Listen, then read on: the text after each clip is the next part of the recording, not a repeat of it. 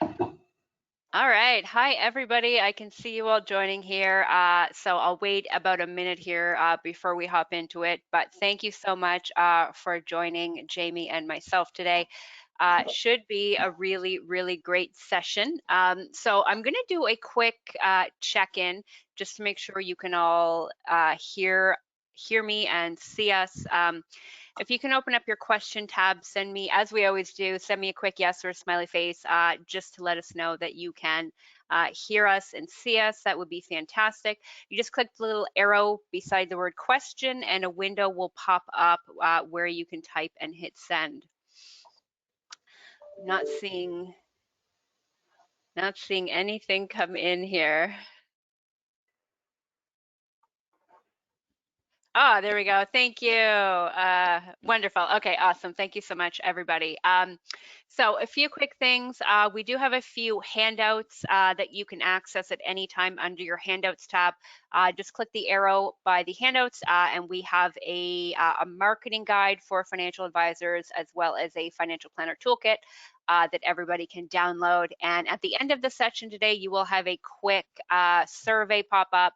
Just wondering if you found it valuable and what questions you think we should ask our next interviewee. So I'm going to hop right to it. Welcome, Jamie. Thank you so much for making time in your busy schedule for this today. I've got a lineup of questions here for you, and we've also got some really great questions that have already come in from the audience in the pre-webinar survey. So we'll do those as well. Cool. So why don't we start with you just giving your giving an introduction. You know, how did you get started? What's your background? How did I get started? So I'm almost 30 years in this business, one way or another. I started at a university, and I actually was recruited to start at London Life in the insurance business. So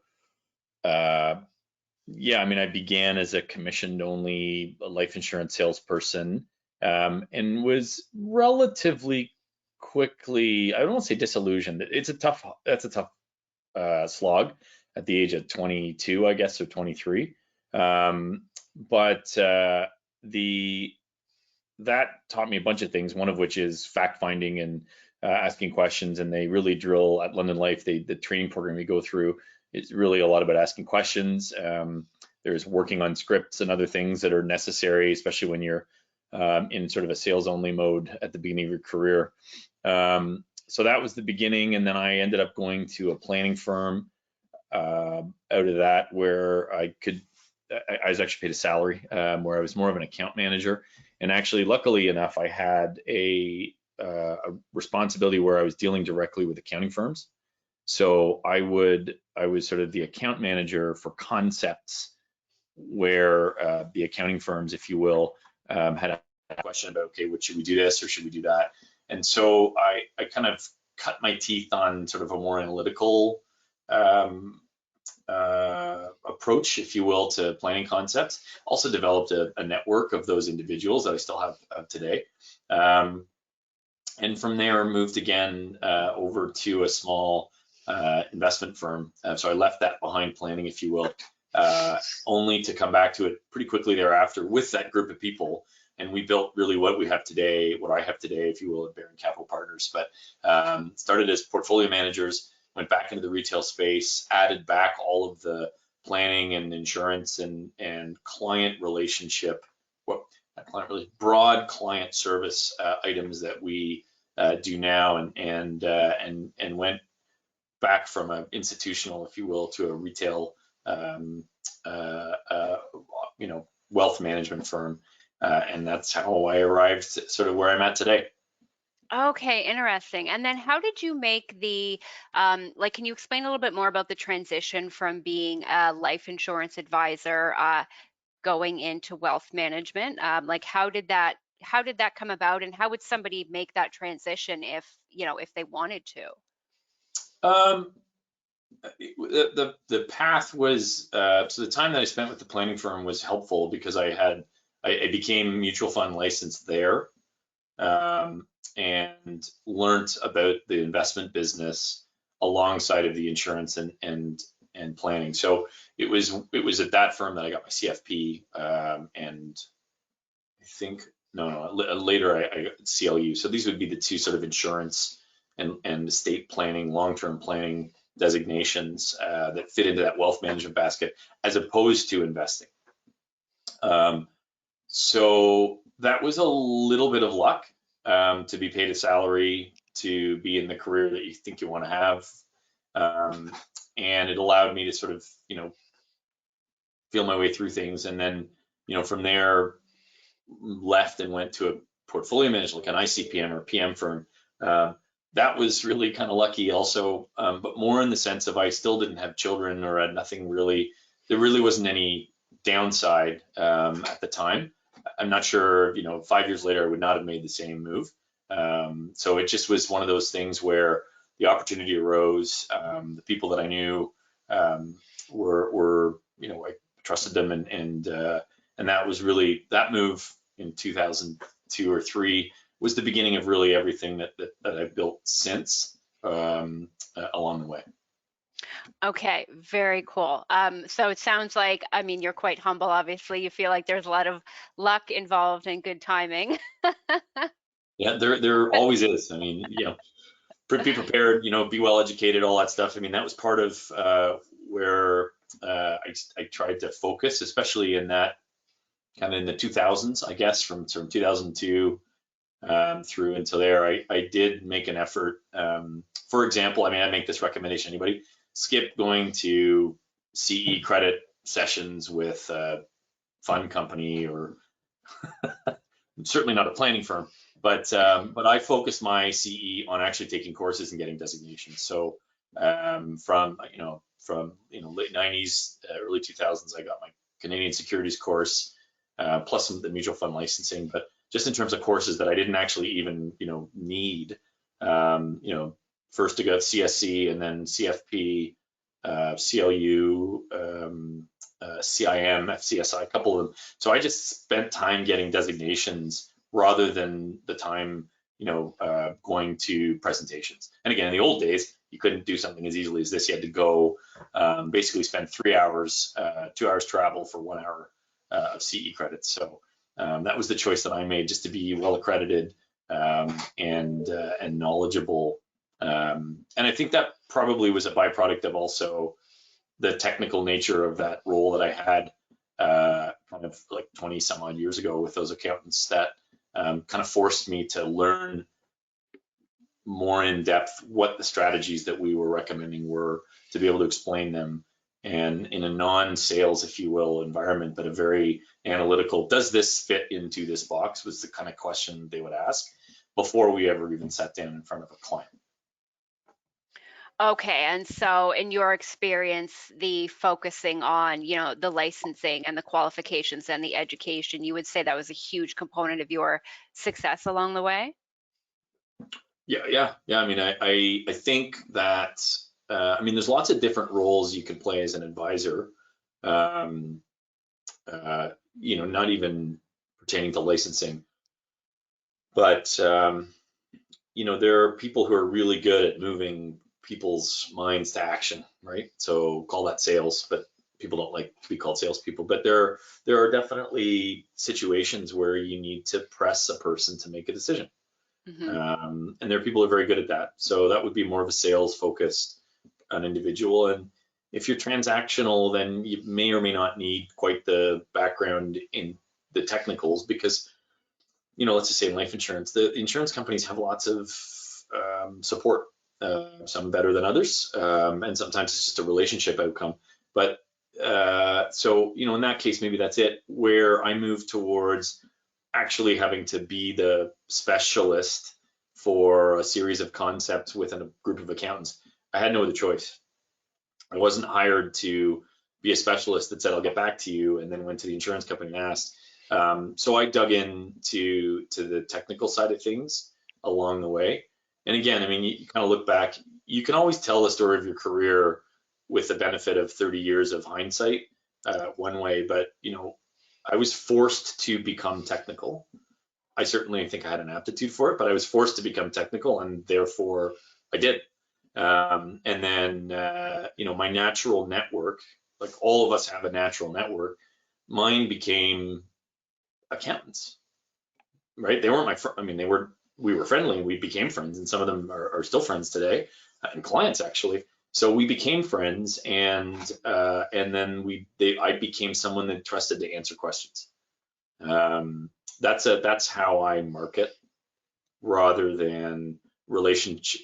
Sounds silly, but rather than relationship based, or social events or social clubs or community engagement or something like that.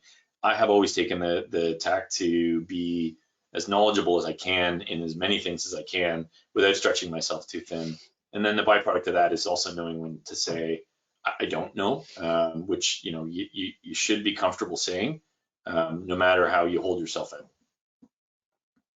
Yeah, and that's really interesting. So the partnerships, or I guess the professional relationships, that is, I would assume, played a huge role in the success of your practice over the years. Yeah, I mean, from a marketing point of view, I mean, I took the approach where we would try to make the networks that we had, like our referral networks, be networks where people knew that we could get the job done, and where, more importantly, where we were, if not subject matter experts, at least subject matter competent, and we could answer those questions or get the answer back. So either you know it intuitively, or you are known to be able to get an answer. And either of those two profiles fits very well into establishing a strong professional network. Us financial advisors love to have accountants who are in our professional network, because they tend to be the gatekeepers to people's finance. The twist to that is, everybody wants, right, to engage them, and they are highly technical individuals. And so, that was the way I chose to engage them. But there are other professional networks out there that are looser defined associations. We have a relationship with an outplacement firm. So if a senior manager or senior executive gets let go, they come and they kind of get retooled and they build their resume. But part of the service that they get as in their termination package is a budget for financial planning. And so we would do financial planning for those individuals, again, because we demonstrated competence, along the way. And that relationship is now, 15 or more years old. Right, and I believe you mentioned to me before that wasn't an opportunity that just sort of fell in your lap. That was something that you, went after and worked for, to build the opportunity to be in a position to take on that role with them. Is Yeah, that correct? I mean, sometimes it's better to be lucky than good. So I'll tell you, they say no nepotism where I come from. So actually, my dad worked at the firm, and he had said, "Look, I'm not comfortable having you be the person that does this," and so on and so forth. So a client of his left and circled back about 6 months later and said, "Hey, I need some help. And I didn't really enjoy meeting the person that you had referred me to when we went through." And so my dad said, "Okay, well, look, you can speak with my son, understanding that there's a conflict of interest, and I want to make sure you're okay." Anyway, we went through a planning engagement. That person became my client. Is still my client today. And he is a person who is not afraid to express his opinions. Called back and said, "It's ridiculous that you're not using this person for your clients. He's really good." And from that point onward, we started to have a relationship. My dad retired shortly thereafter, and we've maintained that relationship ever since. And again, you can tell a story any way you want to, and I sort of include that personal note. I was lucky to have that opportunity, which was, it was fortuitous that I had a person in my life that knew that I did something, and he had a client that needed something. I worked hard because I kind of nagged my dad, and he finally just said, "Stop, we're not doing this."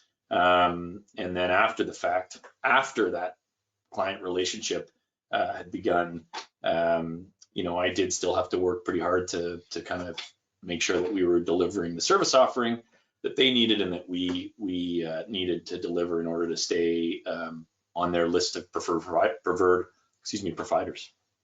Okay, cool. And so I guess, and that's a really good, history that brings us to where you are today. So how would you describe your practice today? How many team members do you have? Do you have, people that specialize in specific areas, or are you still doing, everything yourself? Yeah, I mean, our practice, so Baring Capital Partners, the firm has ebbed and flowed in terms of size. Right now, we're in a smaller state, and I don't know where that's going to go necessarily one way or the other. I sold. We used to do group benefits. We still advise on it, but I don't own the book anymore. I sold that to a colleague of mine a year and a half ago, really to focus on wealth management, so planning, insurance, and investments. So the team is 5 people now. There's 2 administrators and myself. I'll lead the planning and the investment part, and then my colleague Samuel is responsible for the insurance practice. I still am licensed. I still recommend it, but when you're managing a book of clients on the investment side, it's a bit distracting, and the relationship is different when you're an investment advisor, an insurance advisor, or a financial planner. And so it was desirable. I felt it was important to take away the transactional piece, which is insurance, and focus on just planning and investing, because they're all related. But the way that a relationship really plays out when you've got those 3, let's say, tools in your toolbox is you are invariably talking way more about investing than you ever would be about planning, or especially insurance. I mean, if insurance is done right, you revisit it on a biannual basis at most, or when something occurs in someone's life. Planning is something we have a conversation about one way or another during most meetings, but it's more of a subtext than it is a focus. And then investing tends to be what people really are worried about, especially if things aren't going well. But they want, it's the key to many people's retirement, and that's really what they ultimately want to find out is going okay. So that's what we talk to people most about now, or at least what I talk to people most about now.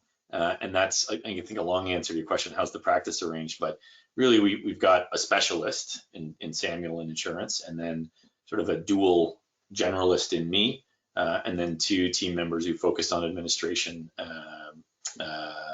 along the way. Okay, very, very interesting. And so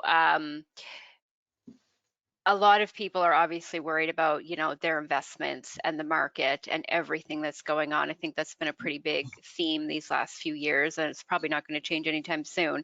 Yeah. And I think a lot of advisors say, people don't necessarily come in looking for a financial plan. They come in with financial questions that you can often address through planning, even though that's not really what the client, thinks that they need. Yeah. And so is that something that you experience? And who are your, what's your typical client profile if you had to sort of, put them in a box? So 2 questions there. One is what is a typical client? The other one is kind of our client. What do clients arrive looking for? Yeah. So typical clients for me now are sort of as a byproduct of the referral networks that we have, and your clients become also a natural, referral network as well. So a good number of professionals, particularly physicians, but also accountants, some lawyers, some architects, and so that fits into one group, which is people who can incorporate their own practice. That's my definition. They have different rules around sort of what their professional designations will allow, how they run their corporations. But from a tax point of view, that's one pretty homogenous group in terms of the problems they have and the opportunities they have. The second one would be a byproduct of the outplacement firm. There's lots of clients that I have who are people who are between jobs, but they are employees of a company, usually a bigger company, like a bank or well, a lot of banks actually. And then the third is individuals that we met through, again, the accounting firm, and that group of firms, a group of networks over there, and that would be largely business owners. And I'd say the difference between those, a business owner and then one of the professionals that are incorporated, is those would be a business that you can sell, right? You can't really sell your medicine professional corporation. You can sell an architecture practice. So again, there's some nuances there and there's some overlap, but those would be the sort of the three main groups. And I have gravitated really more towards the first two, physicians and senior executives, and less so towards business owners, for a reason I can't even begin to guess why. I just know the sort of the numbers and the outcomes. Okay, and do you enjoy doing that work more, or has that just sort of been, like you said, you're not really sure why it's sort of gone that way? No, I mean, back again to the other question about what clients come looking for. I mean, clients don't come looking for a financial plan by definition, but they generally come looking for a financial plan inadvertently.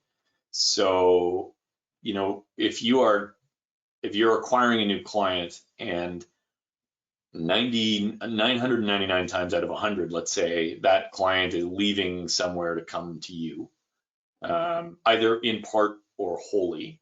But it's pretty rare that you kind of get somebody who says, okay, here's my first, dollar. And I mean, again, I'm 30 years in the industry. That doesn't happen really anymore to me. But even at the beginning, you found someone who had a nest egg already, and you moved them over to your world. So a lot of the reasons why someone would be disappointed is that their expectations aren't being met. And that's a broad definition, but it could mean the rate of return that they're getting isn't correct, that the communication isn't correct, isn't desirable. They don't feel like they're being taken care of. They don't know where they're going. Or sometimes you have an idea they didn't know existed, and they're frustrated that wasn't pointed out to them by somebody else. So any number of reasons why someone's expectations would be unmet. The financial planning process really is just a bunch of questions, right? You ask questions and you get either data, so numbers, or you get dreams, right, to offset data, which is the qualitative stuff, like where are we going with this? What's the whole purpose of the engagement? When are you going to retire? How many kids do you want to have? How do you want to help your kids out, once they're, graduate from university and you have a bit of money, and do you want to help them with a down? All of those are all questions that are you can ultimately quantify them because you have to, but they're the softer side of that. So the planning process gives you, as the advisor, just a ton of information to then deploy in favor of, to be very practical about the whole exercise of the business we're in. You're more inclined to be doing a good job for the client, but you're more inclined to be able to do the job that you want to do as the advisor and as the business owner in this business, which is, capture as much of your client's needs as you can and execute on those strategies if you can, right? So, I mean, if the banks call it share of wallet, the banks want to have the largest share of your wallet that they possibly can. And so as long as I'm capable, I would love to have the maximum share of wallet that I am able to have of each of my clients. Doesn't always happen that way, but that's the goal. Yeah, that makes a lot of sense. And so, so unmet expectations are the typical reason somebody comes, but that could mean anything to any unique individual, basically. It's whatever they were personally expecting. Is that something that you discuss with your own clients to figure out what they are, like new clients, for example, to try to determine what they are expecting so that you don't, not deliver on what they personally were expecting?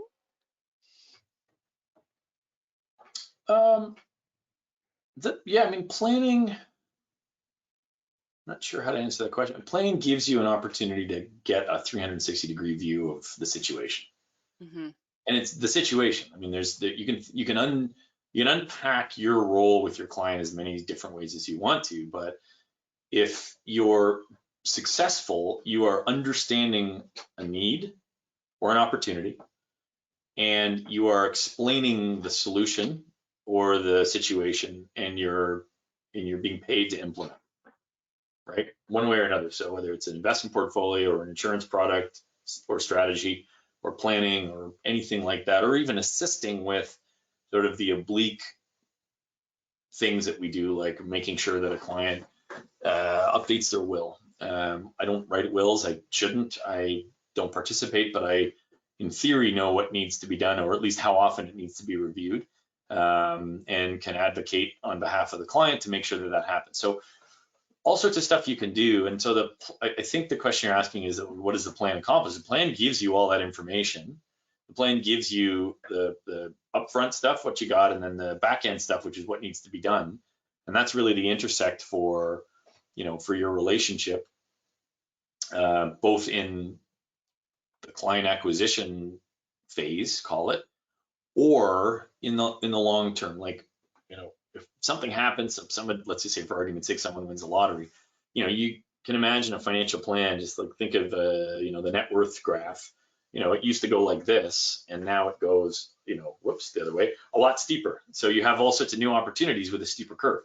How are we going to make sure that you are, being tax efficient, or, if you want to give some money away, whether it's to family or to charity, all of those things are what you can address with a properly conceived or executed planning conversation.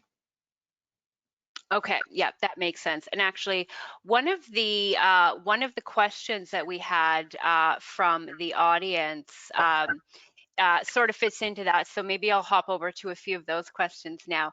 Sure. So one of the questions we had from an advisor was, what is the easiest way to gather information from your clients? So how do you do that? How do you document it? Um, so uh, one of the best mentors that I had at the beginning, actually back at London Life, um, Ed Pastrosny, if anybody knows him, or his daughter, I think, is in the business still, used to send me out of the room if I didn't ask the right question. Wow. Not in an angry way. He was very, very kind, very patient, relaxed, easygoing guy. But he'd say, you don't know the question you're trying to ask me yet, so come back when you do, right? And think through how you're going to want to answer it. So that's a really great exercise in terms of having to figure out how to pose the question pretty well. And so, this is even before I was a planner. I didn't get my CFP until 02, I think it was, and this is 96, 97. So this is right out of the gate. So the questions that I ask, I actually have a fact find that I built and kind of tailored it, but it has not really changed much over the last 15 years. But along the way, there were lots of different, there was a London Life had fact finder, and this had, and so I just kind of grabbed things. But what I do is I actually start the conversation with not with quantitative questions. And in some cases, if somebody is kind of analytical on the other end, and they've already got a spreadsheet of all their stuff, that's great. We say, like, we're not even going to talk about the numbers. Like, I'm gonna check in with you at the end of this conversation, and we're going to say, like, just to make sure, is this, and I want to make sure that that is that, and who owns this asset, and just to detail where everything is. But in those situations, that's great. Say, look, we're still going to spend an hour today talking. I just need to know, what on earth are we doing here? Right? What's the purpose of the engagement? Are you trying to figure out if you're going to be able to make it through to retirement? Are you trying to figure out, are you going to be, happy and have a little bit left over? Are you going to have lots left over, and you got to figure out what to do with that, either, business or extra dough left over? Just those questions right out of the gate are important. I can say that I have two questions that, I don't know where I think it was another advisor that I stole these from. One was so the one that really actually is good enough is what has to happen. So by the time we're done in 2 weeks or 3 weeks, whenever we're done, what would have happened in that time period for you to have had an exceptional experience? So you tell me what an exceptional experience looks like so that you're going to give me the guidelines to what I need to do to make you really happy with what's gone through this. It accomplishes two things, one of which is it legitimately does that, but it actually is a really great way of having that person imagine you doing something amazing. And you are raising expectations for yourself, so you got to deliver, right? But it also allows you to say, well, look, I'm not here to do this. If you want me to, if you want me to be helping out on a real estate transaction, I'm not your person. So it does occasionally do that, but it is a good sort of icebreaker. And for the life of me, I can't remember the second one. I'm sorry. I'll see if I can call it up. And then I have, Alex, I think I have 6 or 7 pages of qualitative questions before all of the facts. And I don't ask them all. I don't. Sometimes sometimes I don't feel comfortable asking them. Money creates opportunities. What opportunities are out there that you want to capitalize on today? That's one. Again, I'm randomly taking these from memory. What keeps you awake at night, right? That's a great one. What is the most important financial change that you think you can make in the next 3 months to make your financial situation better? 9 times out of 10, people say, well, this exercise is supposed to be that. So it's a bit repetitive. So lots of questions like that, how does your family talk about money? Do you find that's a big one, like people's sort of beliefs and like what they grew up with around money? Yeah, I think communication around money is probably the greatest opportunity and or failure that you can have in a family. I'm going to say in my opinion, it is the greatest opportunity / failure. People who are not willing to communicate and or withhold information, etc. Those situations are rarely productive and don't uncover the sort of emotional side of things that are related to the money side of things. And that's when families argue about money, it's because, I don't deal with the ultra high net worths. I can't tell you why, the Rupert Murdoch and his family are arguing, but I just think in terms of where things are, there's emotions around your relationship with who your family members are. And then you're going to compound that with a great big amount of money that's going to change your future one way or another. And if it's not properly communicated as to how that's going to affect everybody, then the existing emotional state is going to be complicated by all the emotions you have around money, and then they're just going to go off in a bad way. So there's no right way to communicate. There's no right way to do it. The only way to do it is to begin the process of having the conversation, because you do that. And I think there's generational and cultural and religious and gender and all sorts of different histories or traditions that come into this kind of a conversation where it's deemed appropriate or inappropriate. And so sometimes you may or may not be able to get around that, but certainly having that conversation about estate planning, certainly with your clients, and then as you learn more, and by the way, this is a type of conversation you are rarely having with a new client. I haven't met a client who is in the middle of a sort of a stressful situation about intergenerational wealth discussions in real time. The situations that I've been involved in are people that I know relatively well, and I can certainly kind of coach, this is how I do it. But I would say I would advocate to anybody, you need to have the conversation as soon as possible. Start early.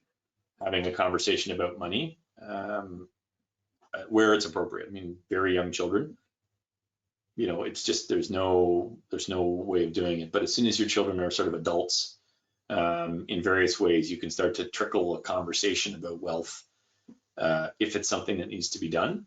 And especially if it's like a family business or a family asset, like a cottage. Cottages are ridiculous. You know, you spend your whole life growing up in your house, and your parents move out of the house, you know, when as soon as you go to university, and everyone's like, nah, I guess, you know, my parents, oh, they converted the room into a den or a study. Nobody seems to care about that. But when a cottage is at play, people lose their stuff. And it just kind of makes me wonder, you know, why that's the case. But it is, you know, it is the case that that's it. So sort of a rambling answer to your question, but you should always be talking, if you can, about money. And then there's a business reason why. I mean, you're learning about your clients, you're learning about the kids. If you are in a situation where you've got a client who's lucky enough to be passing money away or on to their children, you are going to meet those people and hopefully become their advisor as well. And so there's that, you know, protecting your book, if you will, or your client base from that transition to, let's say, another person and potentially another advisor. But if you've had a chance to have a meaningful conversation about money with one of them, it increases the probability, it doesn't guarantee, but increases the probability you're going to maintain that family as a client over the long term. Well, and that's a good conversation to have as well. What do you do to increase the chances that when you are going to have that sort of generational transition, that you can build a relationship with, say, adult children and potentially take them on as a client and retain that business? Is there anything that you do, like strategically or part of your process, to increase the chances of that? No. I mean, I think, you know, that there's always, I mean, for like most of my career, there has been this specter of this massive intergenerational wealth transfer that we all as advisors need to make sure we're aware of, and it's coming down the pipe. And so, there's a million ways to build your practice. That would be one of them. So I wouldn't say that needs to be absolutely, without a doubt, a thing that you need to be worried about. You know, I think if you're, so let me step back and say this. This is sort of my belief, but the role you're playing ultimately as an advisor with your clients is somebody with whom they are comfortable having a conversation, easy or difficult, over a 40-year time period. So, you know, all of the things that you do, all of the way that you're this is the thing that I do, the way my practice is designed to kind of keep that in mind, right? It's not baked into the business or anything. It's just a philosophy. We got to be able to talk to our clients, and we're going to make mistakes. Or we're, with the best of intentions, stuff's going to go off the rails. Investing is a great example. You know, you can imagine, if for anybody on the call who had an investment client in March of 2020, I mean, people were calling saying, this is it, the world's coming to an end. We're going to go back into the depression, and, you know, billions of people are going to pass away. I mean, we literally had that conversation with somebody. So, you know, if you are trusted and dependable and you've occupied a role, the thing about those conversations that's really great is you're not trying to manage your relationship during a time of stress, as opposed to when you have stress. And by the way, nobody's perfect. There are relationships that everybody has, myself included, where, you know, you've disappointed people, let's just call it that, and you haven't managed the relationship properly, you haven't executed properly, etc. And somebody thinks maybe you're not, you know, you might not be the advisor that they need. When you're trying to navigate a difficult situation with a person who thinks that, it's a lot more difficult to impress upon somebody that this is the right course of action. And again, still be wrong. So where you've built up trust, you've built up a relationship, you've got a practice that speaks to trying to keep people engaged in a relationship that by definition, as an advisor, you have to be able to have difficult conversations. Otherwise, you're not giving advice, right? It'd be like, if you're not having a difficult conversation with your client every once in a while, it's kind of like nutrition with a toddler. If you're not arguing with your toddler about food, then they're going to be eating candy eventually, all the time. So you still have to dig your heels in and say, no, this is something we really need to address, and we can't keep doing it, or you can't keep doing it this way. So I think that's really that long-term conversation that you want to maintain throughout good times and bad, throughout your mistakes or the client's mistakes or the market going sideways, a product blowing up. There's a million things in our business that can go wrong on a day-to-day basis, and you need to be able to give advice throughout the course of those, one way or another. Otherwise, ultimately, the client, that's when the client's going to leave you. You've either disappointed them, or they think you've disappointed them. One of the other, right? It doesn't really matter. Both of them are their reality, and then you're in trouble. Well, and that's interesting. So how do you manage that relationship? Like, do you have a touch point? Are you making sure you reach out every 6 months, or what do you do to proactively manage those relationships so that it's not just when a problem arises that, you're having a conversation? Well, I mean, I think, look, I mean, if there's, let's say there's 3 types of advisors, and again, not everybody is just one, but most are multiple. But if you're an insurance advisor or a planner or an investment advisor, in the case of being an investment advisor, you have a mandate to be in touch with your client on a regular basis. If you're an insurance advisor, you don't.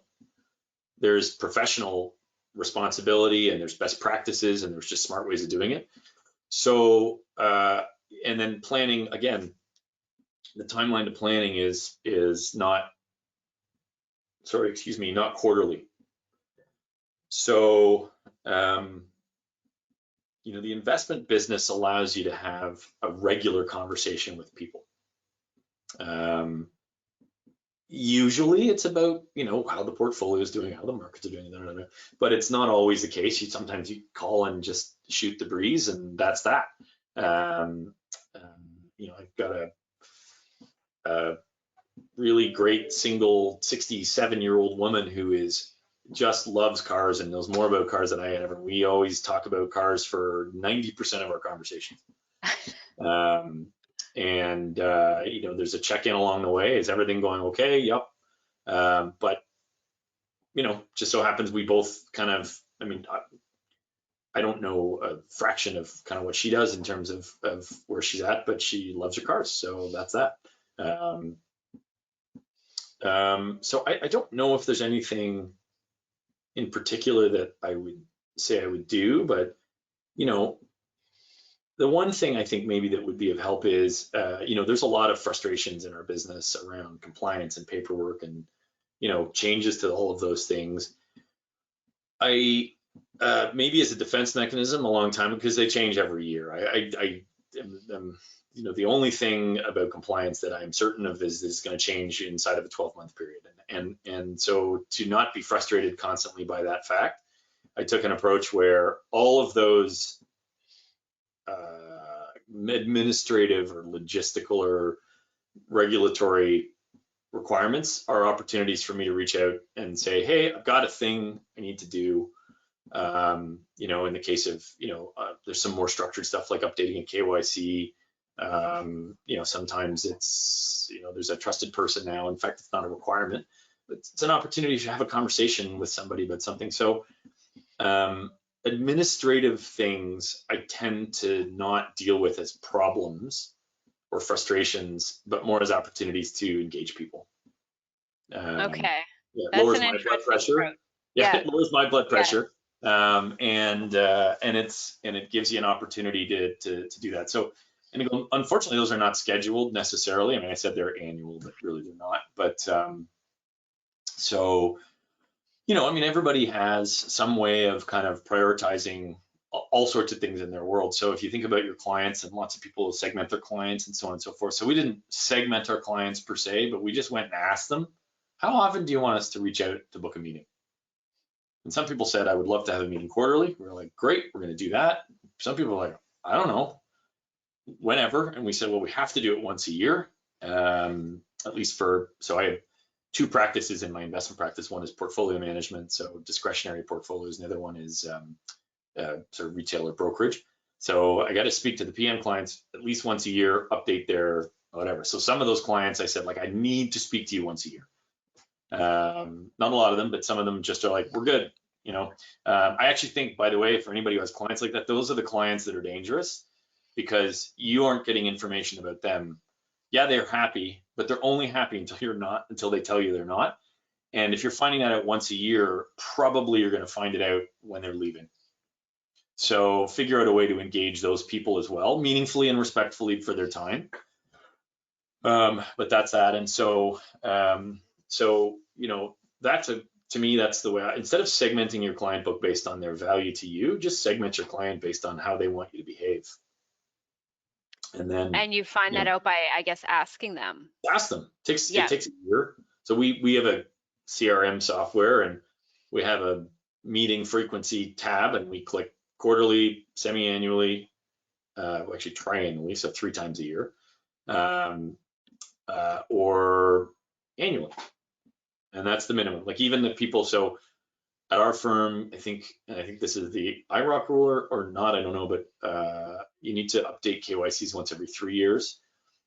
We're going to try to meet annually. We don't always do it. Some people just simply don't seem to care, and it may fall through the cracks on our side, but we would like to be updating on an annual basis with everybody that we can. Okay, and so you use your CRM to help manage those relationships and meet those, you know, I guess ideal contact outreaches. Yeah, I mean, you know, you have clients that are more valuable to you, and there's relationships that are pivotal, right? Like we all have a biggest client, by definition. Even if you have one, they're both your biggest and smallest. So those clients you tend to want to pay a bit more attention to because they're more valuable to you from a financial point of view. And unfortunately, we're not doing this for free, and it's part of our living, and it makes our families happy and healthy and able to do the things they want to do. So, you know, some amount of segmentation if you're that precise, but the way that we've taken it is just based on how often they want to meet. And we do some other stuff too. I put together on a roughly monthly basis a bit of a market update. So, you know, sort of using technology to do that. You know, we're all here today on a, well, it's a go-to meeting, but a Zoom call. You know, that has really, you know, it seemed impersonal when we were all going through the, you know, the weirdness of living, you know, in your house by yourself for 6 weeks, and then, you know, some version of kind of curtailed activity for the next 2 years during the pandemic. But man, oh man, what a fantastic business tool that we all learned to use that I don't think we ever would have, except for maybe a 10 or 15-year transition. People are very happy to have a meeting on Zoom, especially if it's just a check-in.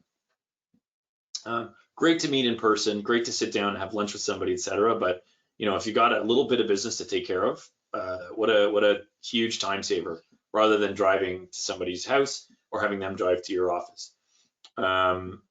So you know, that has certainly made it easier to find time to meet with people. You know, people in the past that were willing to meet annually said, oh, let's do it semi-annually. It's easier to meet now, you know, kind of thing like that. So yeah, it really is. It really just depends, I guess, on that. And yeah. Anyway, I'm kind of rambling at this point, but No, no, that's, yeah. and so, and that really falls into asking, I guess, your client what they want, whether they would like to meet in person or they would like to meet over Zoom, and just giving them the level of service that, you know, meets their expectations. Yeah, I mean, look, like if you want to know what a client wants, ask them. Yeah. And I mean, again, speaking really practically, like if you want to drill right down to brass tacks, if you ask a client what they want, they're going to tell you the thing you're most likely to make money doing for them, right? Like instead of trying to force a square peg into a round hole, if someone says, if you say, look, what do you need me to do for you? And so it doesn't matter. It could be widgets. It could be if you own a convenience store, it doesn't matter. What do you need from me right now? And they say, oh, I need this. Do that. Even if you have a process, like, if a client came in and said, well, I wanted to sit down with you and, get it, and you go through your sort of, 10 or 15 minutes sort of opening introduction to who I am, and you say, well, I do planning and we do this and that. And someone's like, you know what, I'm going to write you a check and I'm going to give you all my investments. I'm going to say, okay, let's get that started right now, right? I have a process I go through, but it seems as though this is a top priority for you. So can we do the planning after we bring the money over? Great. That's how you should run your business. Ask your clients what they want, one way or another, or give them an opportunity to tell you, but make sure you're listening and make sure we all want to build our business and we all have a vision of what our business should look like. But, your clients are the ones that are helping you build a business. And so listen to them first and get to what you want to get done later. Whether it's a concept or a strategy or something you think is really important, but if they say this is important to me now, just do that right out of the gate. And then feather things in later, unless it's urgent, right? Unless it's something that they shouldn't not be overlooking, and then you can say this is your opportunity to give advice. Yeah, you might want to do that, but you would be foolish if you didn't do this first. That type of conversation is certainly possible. So. Yeah, that's great advice. That's great advice. Okay. Now, just in the spirit of time here, I want to just try to go through a few more of the audience questions that we received. Yep. So this is one that's very specific. I'm a CFP of 25 years, plus 2 years of online coaching. As somebody who would like to establish a fee-for-service business alone, do you have any advice on how an experienced person could get started just offering fee planning? So my honest advice would be, I'm not sure why you want to do just fee-for-service planning, and I'll give you some color around that. The one reason I think that fee-for-service planning has an appeal is there's a lack of bias around the recommendations. So just being fee-for-service is not the only way to eliminate those biases. A good process, good software, good tools will get you around that as well. I went from so part of my career path was to move from giving advice on a number of topics to giving advice on one topic. And very quickly, as we went to that, we realized we were just leaving a whole bunch of revenue on the table, and we were not able to have conversations with our clients that they wanted to have about. So at the time, I was just doing investments. So we would sit down with a spreadsheet and an overhead, and this is how great our investment strategy is going to be, and we're going to make you millions of dollars. And then people be like, great, where's this all heading to? And I'd be like, well, we could do a financial plan for you.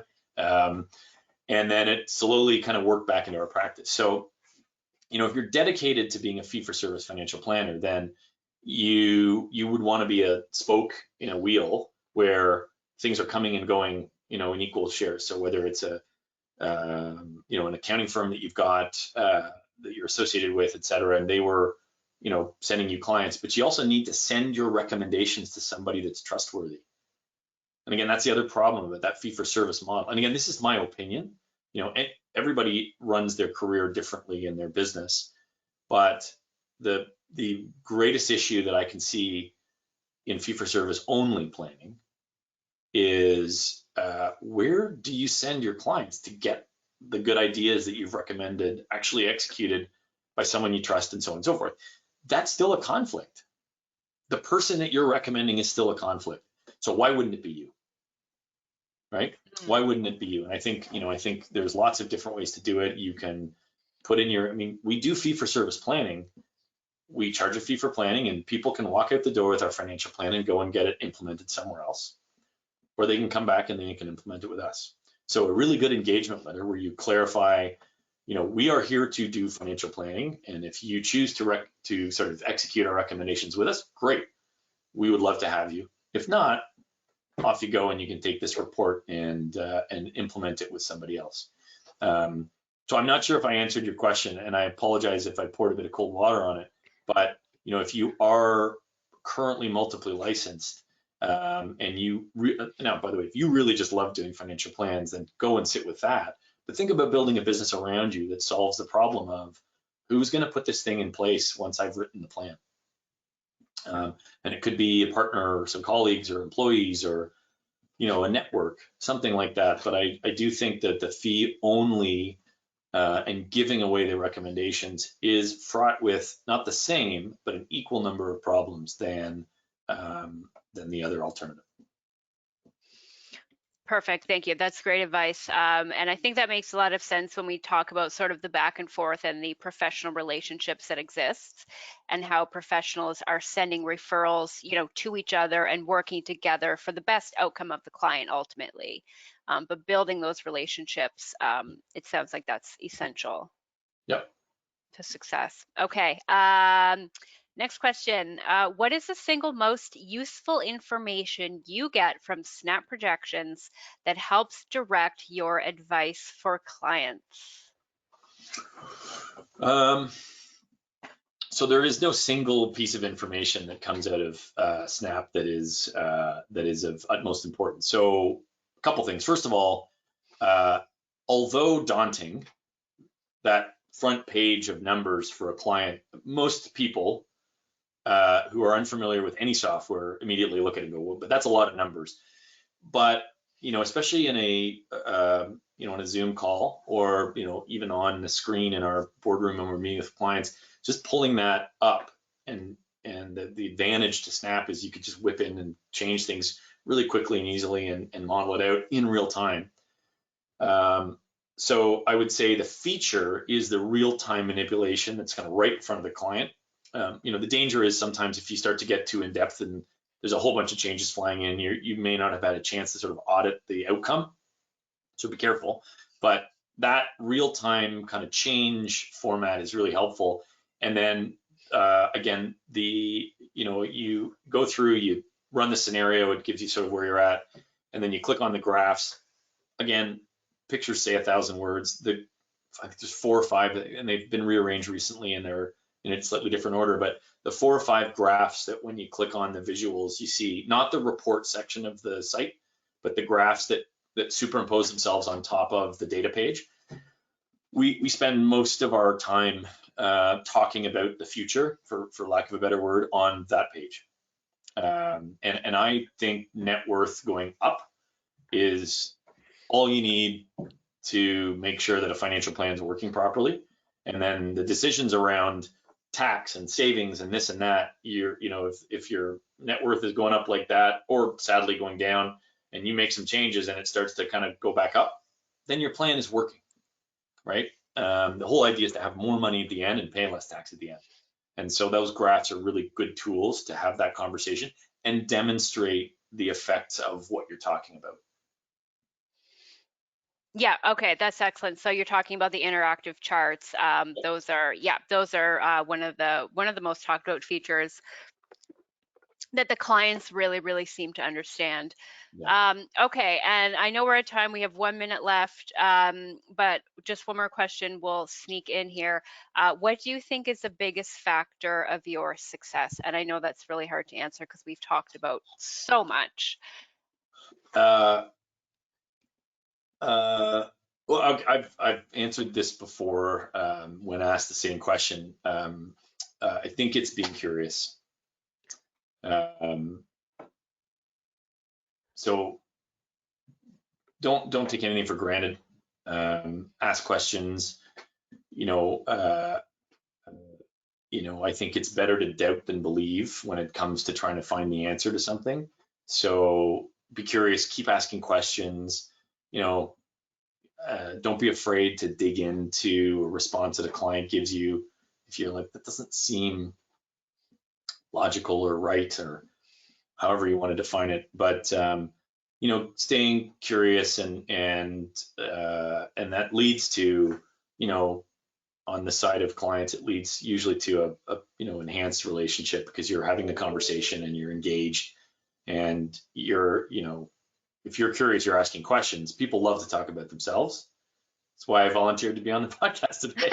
But people love to talk about themselves, right? So, so if you ask questions, they're naturally going to be talking about themselves. It's an easy way to engage in enhancing a relationship through a conversation. So that's your client side. In your practice and the implementation, all the tools you have and all the learnings you got and the data that you have at your disposal, just constantly trying to, pretend that the answer you have isn't the right answer. As much as possible, we want to arrive at the right answer as fast as we can and move on. And so it takes a bit of discipline to go, well, maybe this isn't right. I need to retool. I mean, the fact find that I have comes from me being unsatisfied with how people were responding to the questions, because I felt it was very,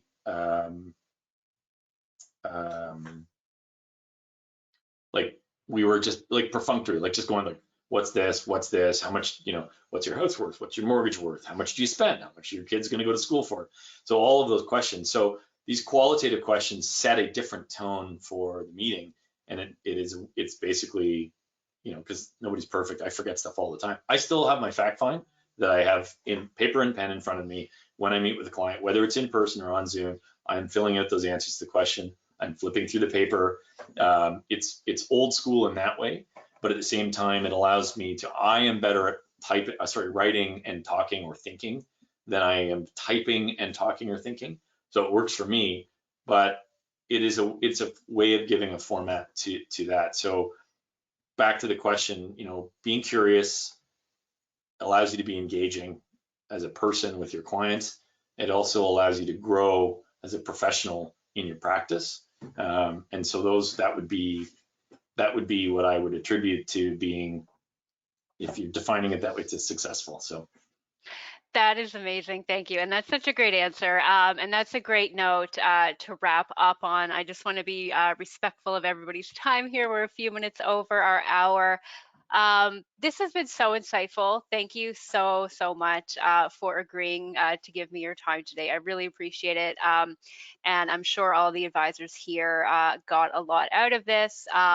Any follow-up questions, I will touch base. I know we've got a lot of questions coming in here that we haven't had time to answer. There were just far too many. So I will leave it at that. Again, thank you so much, Jamie, and I'm sure we'll be in touch soon. well, thanks for giving the opportunity, and thanks to everyone who attended, and hopefully you got some insight out of it. Thanks. Great. Bye, everybody.